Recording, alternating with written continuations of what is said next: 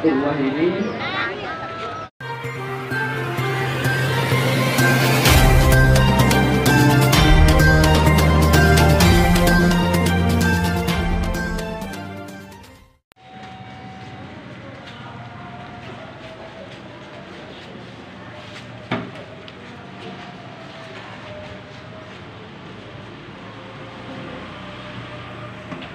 Masjid Jogokarian Yogyakarta yang viral jadi lokasi wisata.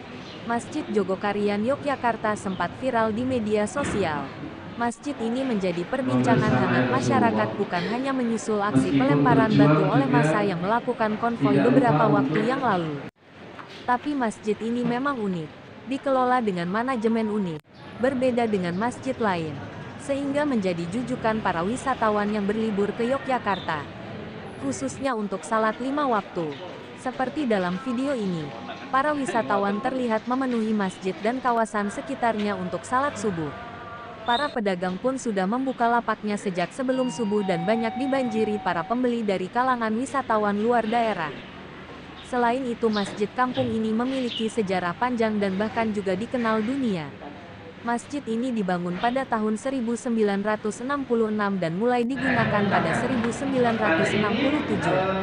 Nama masjid diambil dari nama kampung di mana masjid itu berdiri, Kampung Jogokarian. Tepatnya di Jalan Jogokarian 36, Kelurahan Mantri Jeron, Kecamatan Mantri Jeron, Kota Yogyakarta. Takmir mengaku mengikuti kebiasaan Nabi Muhammad SAW yakni memberi nama masjid sesuai dengan lokasi di mana masjid itu berada.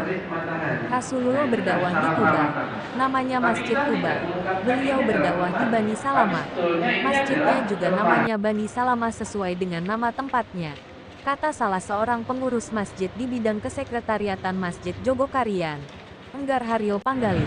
Pembangunan masjid ini berawal dari wakaf seorang pedagang batik dari Karangkajen, Yogyakarta. Awalnya masjid terletak di sebelah selatan Kampung Jogokarian.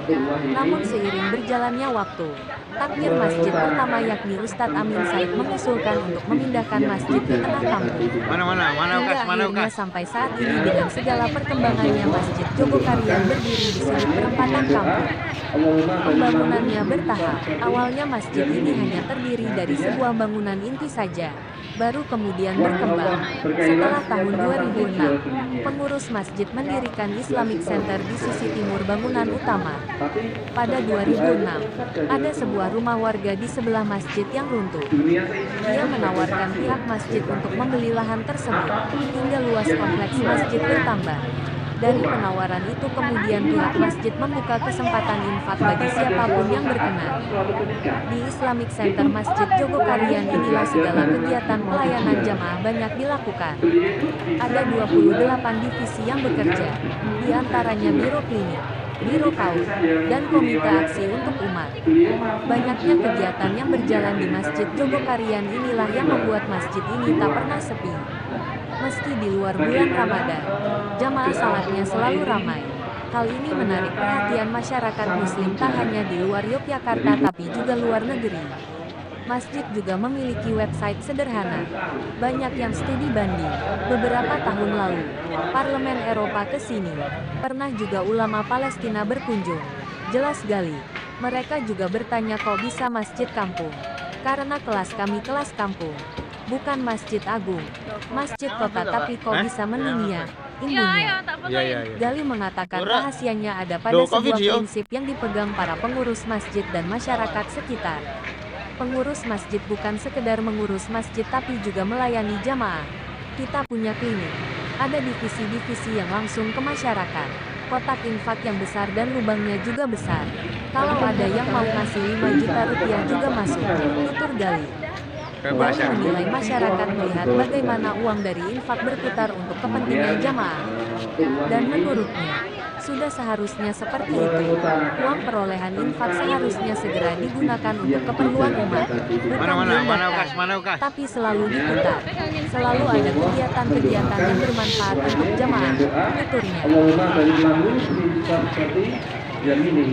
Artinya wahyu Allah berkailah setiap transaksi jual belinya. Doa simpel ya, doa simpel dari Rasulullah. Tapi ketika doa itu terus ada